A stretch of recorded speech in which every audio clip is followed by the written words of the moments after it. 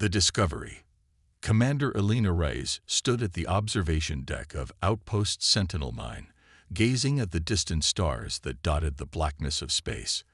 As the most remote human installation on the edge of explored space, Sentinel-9 served as humanity's farthest eyes and ears into the unknown cosmos.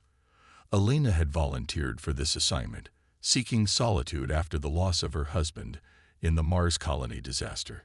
3 years of monitoring empty space had given her plenty of time to wrestle with her grief. "Commander, you might want to see this," called Dr. Marcus Chen, the station's lead scientist. His voice carried an unusual urgency that immediately caught Elena's attention.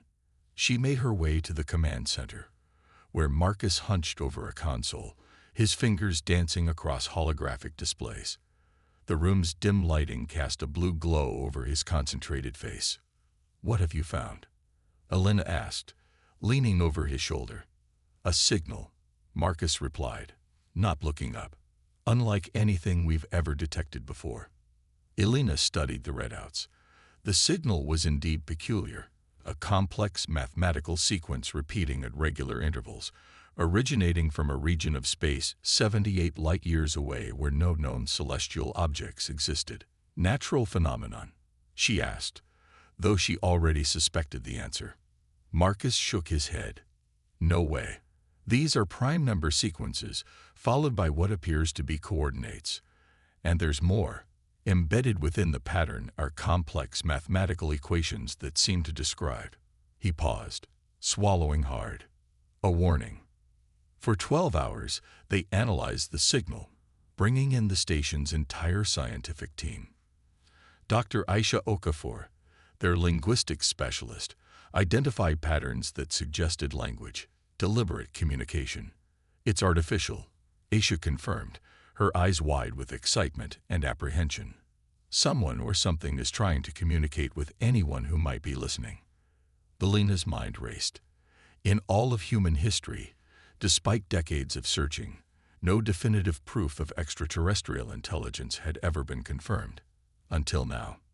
"We need to report this to Earth Command," Elena said, her voice steady despite the magnitude of their discovery. "Secure channel, highest priority." The response came faster than anyone expected. Within 24 hours, a military escort arrived at Sentinel-9, bringing Admiral Hiroshi Tanaka, the head of Earth's Unified Space Command. "Commander Reyes," Tanaka greeted her with a formal handshake. His weathered face revealed nothing, but the presence of such a high-ranking official spoke volumes about how seriously Earth was taking the signal. "You understand the significance of what you've discovered," Tanaka stated rather than asked, as they gathered in the station's conference room. "I believe so, Admiral," Elena replied. "First contact." Tanaka nodded grimly. "The Security Council has been in emergency session since your transmission arrived. The signal's warning component is particularly concerning." Dr. Chen pulled up the decrypted portions of the signal. "Based on our analysis, it appears to be warning of some kind of threat, a catastrophic event, or possibly a hostile force.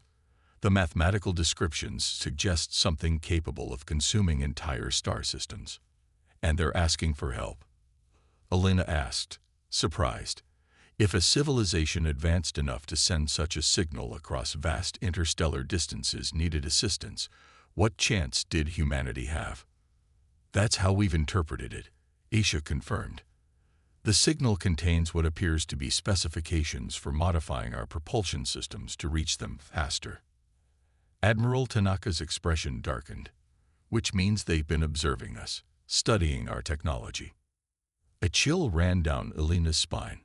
How long had they been watched? "The Security Council has made a decision," Tanaka announced.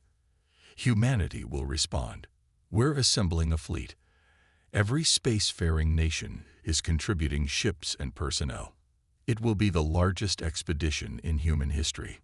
Within weeks, space around Earth became a hive of activity. Ships from every nation and colony gathered. Massive carriers from the North American Alliance, sleek cruisers from the European Federation, heavily armored dreadnoughts from the Russian-Chinese Cooperative, and agile scout vessels from the African Union. Even private corporations contributed exploration and mining vessels retrofitted for the journey. Elena found herself reassigned as first officer aboard the UES Prometheus, the fleet's flagship under Captain Thomas Jackson, a veteran of the Outer Colonies conflict. 300 vessels, Captain Jackson remarked as they observed the gathering fleet from the Prometheus's bridge. Over 50,000 personnel. Never thought I'd see humanity unite like this. Nothing like a potential alien threat to bring people together, Elena replied. The scientific team led by Dr. Chen had been expanded to include the brightest minds from Earth and its colonies. They worked tirelessly to implement the propulsion modifications suggested in the alien signal. The physics behind these modifications is centuries beyond our understanding. Dr. Sophia Patel, the fleet's chief engineer, explained during a briefing. But our simulations confirm they should work. It's like being given a piece of technology from the future. Not everyone was convinced this was wise. Political opposition arose from various factions on Earth, arguing that following alien instructions to modify their ships could be walking into a trap. What if this warning is a lure? Colonel Wai Zong of Chinese military intelligence questioned during a security meeting. We could be altering our ships based on instructions from a potential enemy. We've run every security analysis possible, Admiral Tanaka countered. The modifications only affect our propulsion systems, not weapons or defenses, and the threat described in the signal appears to endanger whoever sent it as well. If it's a trap, it's an elaborate one. The preparations continued at a feverish pace. Elena spent her days overseeing crew assignments and her nights studying the signal data, searching for any detail they might have missed. 2 months after the signal's discovery, the fleet was ready. The modified engines promised to reduce the journey from decades to mere months, an unprecedented leap in human space travel capability. On the eve of departure, a solemn mood fell over the assembled crews. Many had recorded final messages for loved ones, uncertain if they would ever return. Elena had no family left to bid farewell, only colleagues and the memory of her husband. Captain Jackson found her in the observation lounge, staring at the Earth below. "Having second thoughts, Commander?" he asked, joining her at the viewport. Elena shook her head. "No, sir. Just appreciating the view. We're about to travel farther than any humans in history." Jackson nodded. "When I was a boy, we barely set foot on Mars. Now we're answering an alien call from across the stars." He paused, studying her profile. "Your file says you volunteered for this mission specifically. May I ask why?" Elena continued gazing at Earth, the blue marble that had nurtured humanity for millennia. "After my husband died, I thought I wanted solitude. That's why I requested Sentinel-9. But I've realized something. Humanity needs to look outward, not inward. Whatever sent this signal believes we're worthy of contact, worthy of helping them. I want to discover why." The captain placed a hand on her shoulder briefly. "Well, Commander Rice, in about 12 hours, we'll begin finding out. Try to get some sleep." As he left, Elena remained at the viewport. Sleep would not come easily tonight.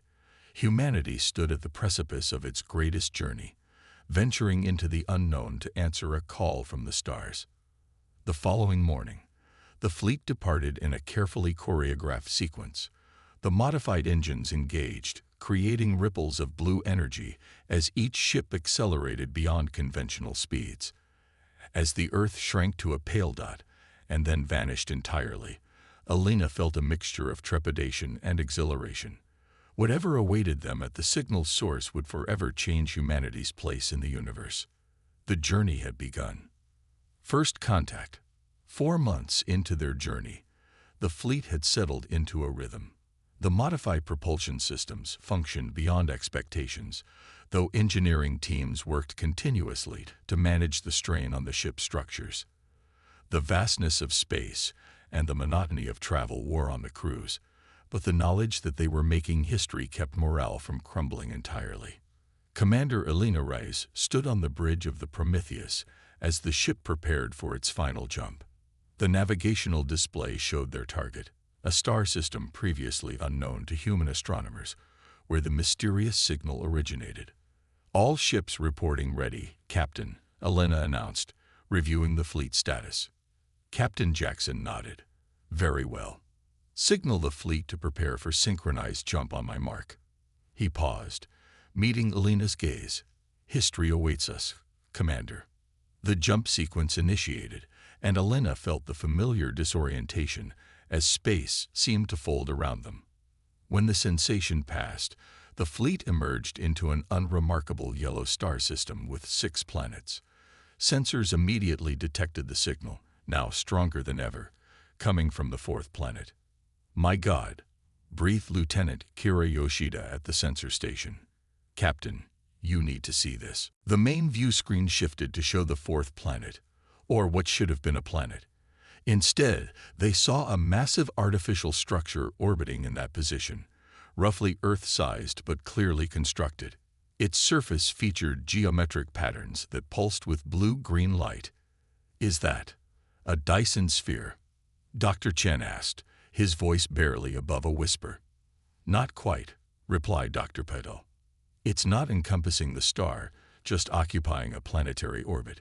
But it's unquestionably artificial and of a scale beyond anything humanity has ever conceived. Signal is coming directly from the structure, Lieutenant Yoshida confirmed. And it's changed. It's now broadcasting what appears to be approach vectors and docking instructions. Captain Jackson straightened his uniform. Its scenes were expected. Commander Reyes, prepare a first contact team. Small craft only. The fleet maintains position here until we determine this is safe. Elena led the expedition team aboard the shuttle Curiosity. With her were Dr. Chen, Dr. Okafor, Dr. Patel, and a security detail led by Major Darius Rodriguez of the Marine Corps. As they approached the colossal structure, details became clearer. What had appeared as simple geometric patterns from a distance were actually intricate networks of machinery, energy conduits, and what might have been habitation zones stretching across thousands of kilometers. It's a world unto itself, Dr. Chen marveled, recording everything with scientific instruments. The energy output is incalculable. The shuttle followed the broadcast coordinates to an opening that dilated wider as they approached, an entrance large enough to accommodate vessels many times their size. Inside was a cavernous docking bay illuminated by soft, ambient light that seemed to emanate from the structure itself. After landing, atmospheric readings showed conditions remarkably similar to Earth: oxygen-nitrogen mix, comfortable temperature, standard gravity. Almost as if it was designed for us, Elena observed, unsettled by the coincidence. Or beings physiologically similar to us, Dr. Okafor suggested. The team emerged cautiously from the shuttle, weapons ready but not raised. A pathway of light appeared on the floor, apparently guiding them deeper into the structure. Classic invitation technique, Major Rodriguez muttered. Just like the signal, leading us exactly where they want us. They followed the light path through corridors that seemed to stretch for kilometers, occasionally passing vast chambers whose purposes remained mysterious. The architecture was fluid, with few sharp angles, walls curved gracefully into ceilings, and doorways arched without visible seams. After walking for nearly 20 minutes, they entered a large circular chamber. The floor illuminated beneath them, and a holographic display materialized in the center, showing what appeared to be a 3-dimensional map of the Milky Way galaxy. "Welcome, humans," came a voice that seemed to emanate from everywhere at once. It spoke perfect English with an accent impossible to place. Elena stepped forward. "I am Commander Elena Reyes of Earth. We received your signal and have come to." "We know why you have come," the voice interrupted gently. "We have waited a very long time for this moment." The holographic display shifted, and a figure appeared before them, humanoid but clearly alien. It stood nearly 2 meters tall with silvery skin that seemed to shimmer with subtle iridescence. Its face featured large, almond-shaped eyes of deep violet, a small nose-like protrusion, and a lipless mouth. 4 slender fingers adorned each hand. "I am Felix, speaker for the custodians," the being said with a slight bow. "We are the last of those you might call guardians, protectors of life in this sector of the galaxy. You sent the signal, Elena stated rather than asked. Yes, we have observed your species for centuries, watching your development with great interest. You have evolved quickly, technologically speaking. Why contact us now?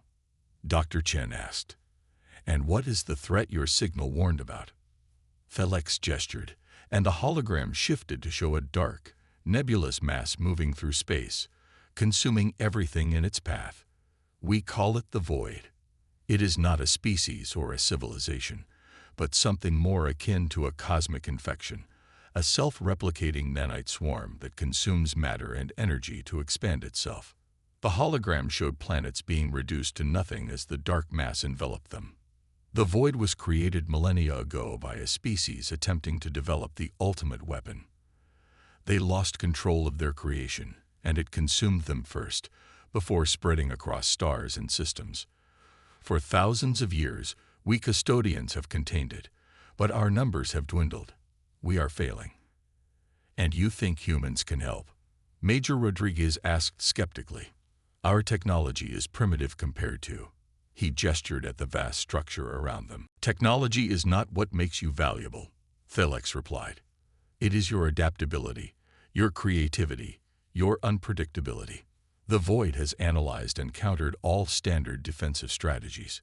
It learns, adapts, and overcomes through pure logic.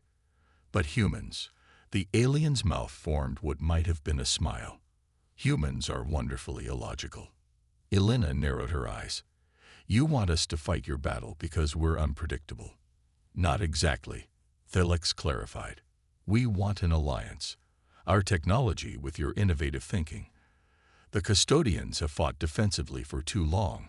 We need a new approach, and human history is filled with unconventional warfare tactics that the Void's logical processes might not anticipate.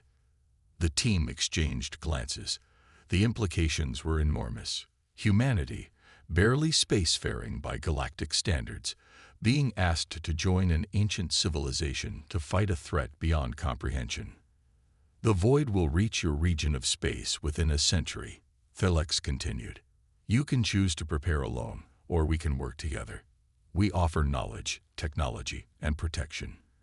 In return, we ask for your unique perspective and assistance. We'll need to consult with our leadership, Elena replied carefully. This decision affects all of humanity. Of course, Felix nodded. But know this, the arrival of your fleet has already changed things. For the first time in centuries, the custodians feel hope. Over the following days, a temporary embassy was established in the structure, which they learned was called the Nexus, a combination of research facility, fortress, and what remained of the custodian civilization. Only a few thousand of their species remained, having devoted millennia to containing the Void. Captain Jackson and Admiral Tanaka, who had joined the expedition team, engaged in diplomatic discussions while scientists from both species shared knowledge. The custodians freely offered technological insights that would advance human development by centuries, including clean energy production, advanced medicine, and more efficient space travel methods. In return, human military strategists, engineers, and even historians shared Earth's long history of warfare, adaptation, and overcoming seemingly impossible odds. They're essentially recruiting us as their creative consultants, Elena remarked to Dr. Chen as they reviewed tactical simulations, using our propensity for unconventional thinking as a weapon. Can you blame them? Chen replied. Look at what they've shown us about the Void. It's consumed 12 civilizations more advanced than ours, each time adapting to their defensive strategies. The custodians have been playing a losing game of chess for thousands of years. And we're supposed to flip the board, Elena mused. 1 month after first contact, a decision was reached. Earth would form an alliance with the custodians against the Void. Selected crews would remain at the Nexus for training and knowledge exchange, while others would return to Earth with custodian representatives to begin preparing humanity for its new role in the cosmic struggle. On the eve of the return journey, Elena stood with Felix in an observation chamber, watching the Earth fleet in orbit around the Nexus. Your people adapted to our technology remarkably quickly, Thalex observed. It confirms what we believed about human potential. Elena studied the alien's expression, now more readable after weeks of interaction. You've been watching us for centuries. Did you guide our development? Thalex's violet eyes seemed to shimmer. We observed, but never interfered. Your journey was your own. That's what makes humans valuable. You faced extinction multiple times in your history and survived through your own ingenuity. And now we face another potential extinction, Elena said quietly. Yes, Thalex acknowledged, but not alone. For too long, the custodians fought in isolation, believing ourselves the only ones capable of understanding the threat. We were wrong. Sometimes fresh eyes see solutions where others see only problems. Elena turned to face the alien who had summoned humanity across the stars. The fleet that answered your call represents the best of what humanity can accomplish when united by a common purpose. If we bring that same unity to this fight, the void has reason to fear. Thalex placed a four-fingered hand on Elena's shoulder, a gesture they had learned from humans. Perhaps that is why the universe created both our species, the ancient guardians and the young innovators, coming together when both needed allies most. As Elena prepared to board the Prometheus for the journey home, she took one last look at the Nexus, this impossible structure that represented both humanity's greatest discovery and its greatest challenge. Whatever the future held, humanity's place in the cosmos had been forever altered. The signal that had called humanity's mightiest fleet had done more than request help. It had invited them to join the community of stars, to stand together against the darkness. And humanity had answered.